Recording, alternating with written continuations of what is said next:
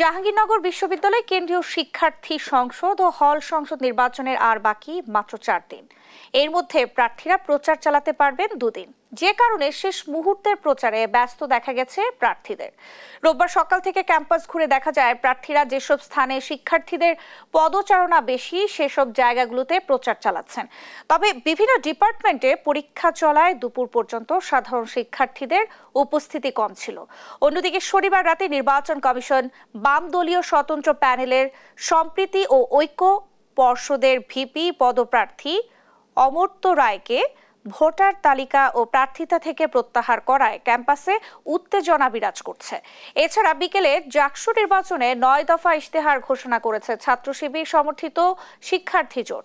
আগামী 11 সেপ্টেম্বর অনুষ্ঠিত হবে জাকসু ও হল সংসদ নির্বাচন।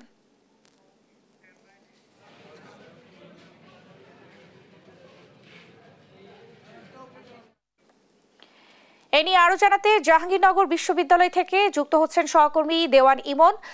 ইমন, শেষ মুহূর্তের প্রচার কেমন দেখছেন, আর ছাত্র শিবিরের 9 দফার বিষয়ে বিস্তারিত কিছু জানতে পেরেছেন কিনা জানাবেন।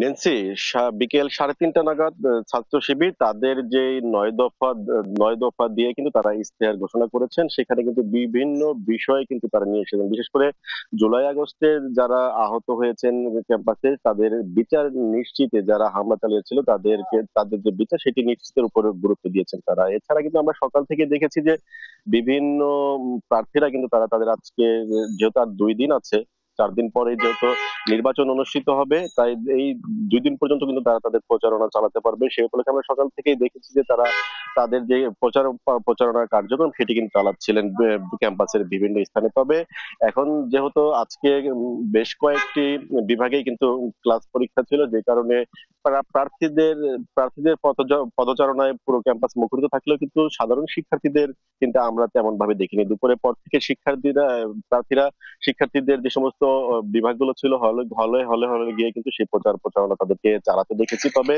প্রার্থীদের সাথে আমরা কথা বলেছি, তারা কিন্তু এখনো পর্যন্ত বিশ্ববিদ্যালয়ের যে নির্বাচনী পরিবেশ সেটি নিয়ে কিন্তু তারা অসন্তোষ প্রকাশ করেছেন। বিশেষ করে ক্যাম্পাসে এখনো কিন্তু বহিরাগতরা কিন্তু অবাধেই প্রবেশ করছেন। পাশাপাশি এই যে নির্বাচনকে কেন্দ্র করে যে যাদের ছাত্রত্ব শেষ হয়েছিল তাদের কিন্তু প্রশাসনের পক্ষ থেকে যে একটি তাগিদ দেওয়া হয়েছিল হল ছাড়ার জন্য, সেটিও কিন্তু এখনো ছাড়েনি। এটির জন্য কিন্তু যারা প্রার্থী রয়েছেন তারা নির্বাচন কমিশনকে দোষারোপ করছেন যে তাদের এই যে অদূরদর্শিতার কারণেই কিন্তু তারা এখনো পর্যন্ত হলে অবস্থান করছেন। এছাড়া প্রার্থীরা যেটি বলছেন যে তাদের যে সমস্ত ইশতেহারগুলো রয়েছে সেগুলো নিয়ে কিন্তু তারা ভোটারদের দ্বারে দ্বারে যাচ্ছেন। তো এই ছিল আমার কাছে জাহাঙ্গীরনগর বিশ্ববিদ্যালয় কেন্দ্রীয় শিক্ষার্থী সংসদ ও হল সংসদ নিয়ে সর্বশেষ।